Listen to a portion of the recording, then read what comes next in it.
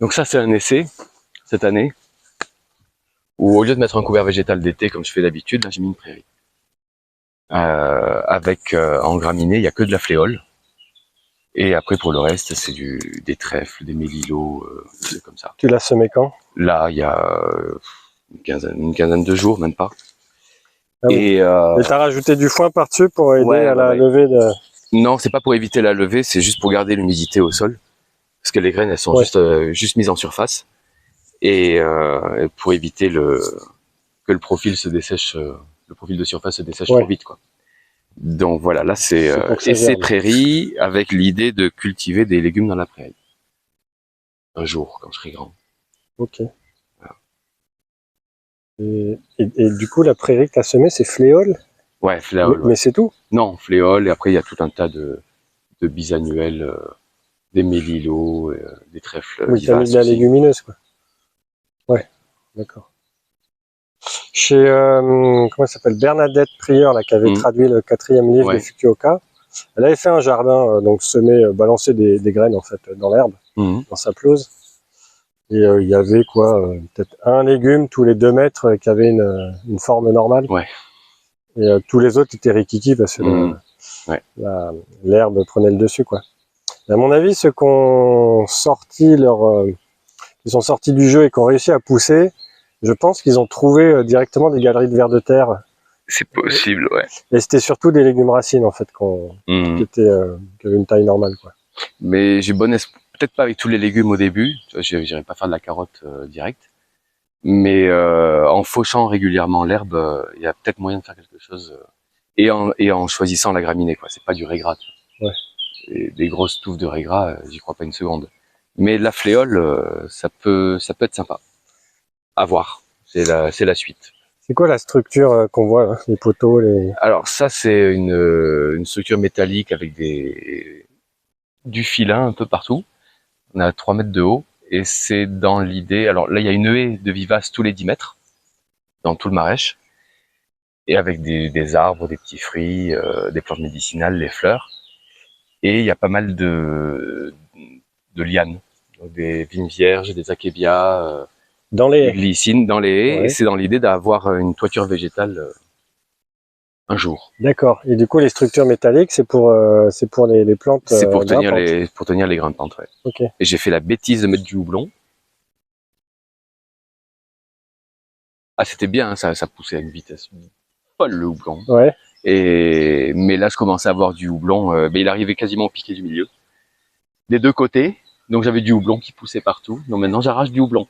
Ouais. Voilà, faut pas mettre de houblon.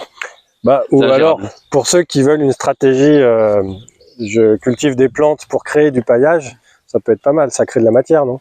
Ah oui, mais après, t'as plus rien qui pousse au sol. Ouais. Les légumes, ils voulaient plus pousser là, au pied des houblons. Ah oui. Ou sinon, ça tu prend le cultives d'un côté, tu le fauches et tu le mets d'un autre côté. C'est à mettre dans la case bambou. Ouais, d'accord. Mais pas ça près de tes légumes. Moi, je trouvais ça intéressant, le houblon. Il y a un brasseur qui m'avait parlé des variétés qu'il a chez lui, et qui me disait ça pousse jusqu'à 10 mètres assez facilement, et ça crée une masse assez impressionnante. Donc, pour faire du paillage, ça peut être pas mal. C'est du très bon carbone, c'est très ligneux, c'est super, mais pas pour du légume en bas. Oui, faut pas mixer les cultures. Là. Non.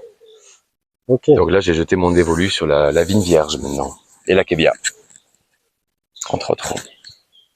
En arrosage, comment tu fonctionnes? C'est que de l'aspersion. C'est que de l'aspersion. J'ai complètement arrêté le goutte à goutte, dans l'idée d'arrêter. Le goutte à goutte, ça fait un arrosage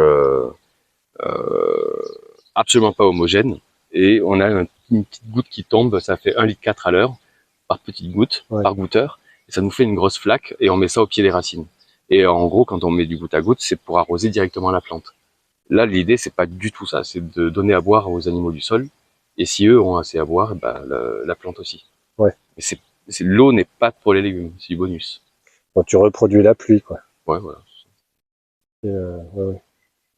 C'est quel diamètre d'aspersion?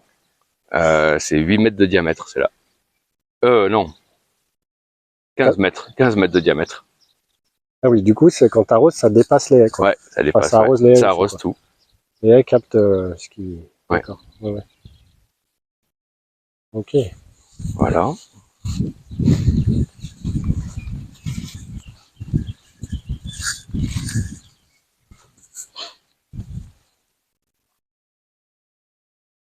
Bon, là, c'est un blé avec pas mal de mélange entre le blé et le couvert végétal.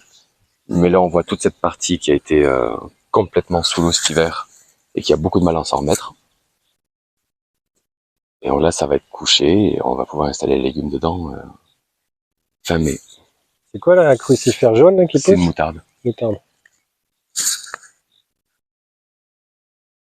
T'avais semé le blé, il y avait que du blé.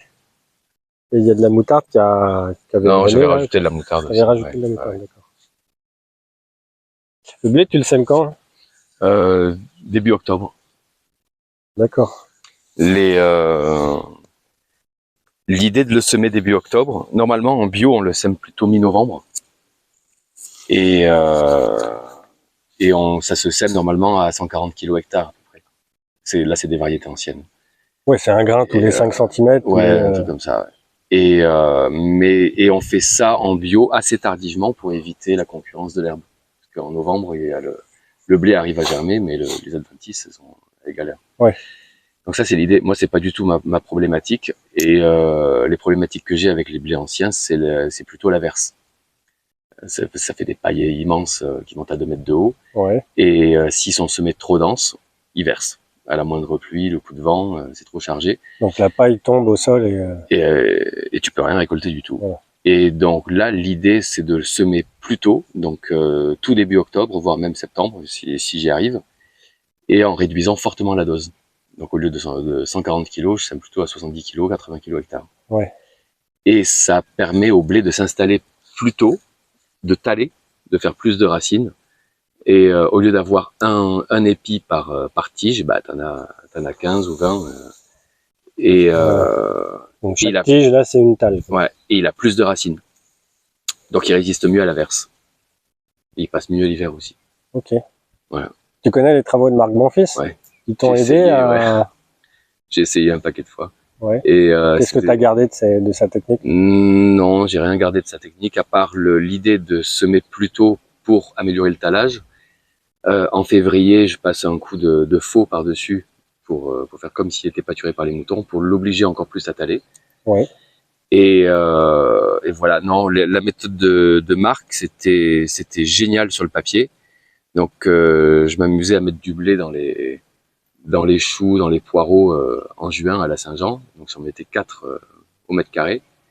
Mais c'était ingérable au niveau de l'herbe. Parce que quand tu veux désherber du blé en été, entre l'herbe et le blé, ça devient ouf. Donc ça faisait quand même un itinéraire très compliqué pour du blé et arriver à avoir 4 pieds au mètre carré, les entretenir tout le temps. Ouais, je trouvais ça trop compliqué. Ouais, je comprends. Donc là, ma foi, j'en suis bien content comme ça.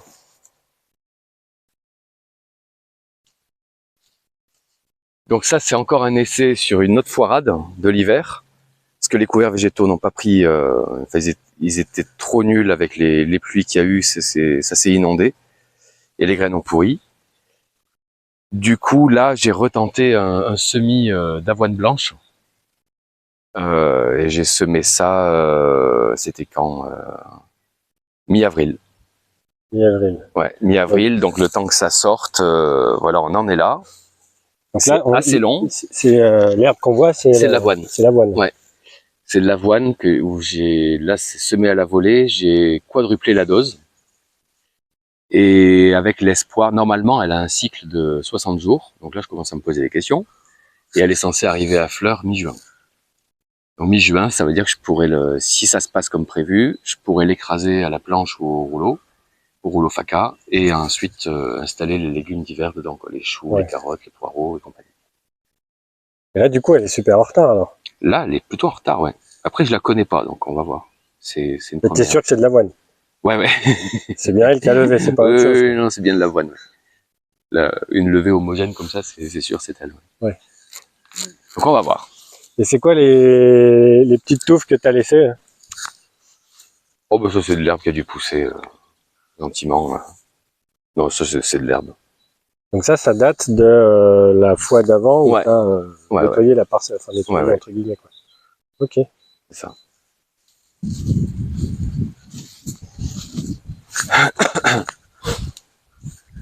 Et donc là, ouais, pareil, là il y a un peu de foin parce que le sol était trop nu. Et du coup, c'est semis à la volée d'avoine. Et ensuite, il y a 500 grammes de foin au mètre carré. Voilà, c'est une épaisseur toute petite comme ça. C'est juste pour recouvrir le sol, histoire de garder l'humidité en surface pour permettre à la graine de germer. Comment tu l'étales ton foin? À la fourche. À la fourche. Ça te prend combien de temps pour faire ce jardin-là?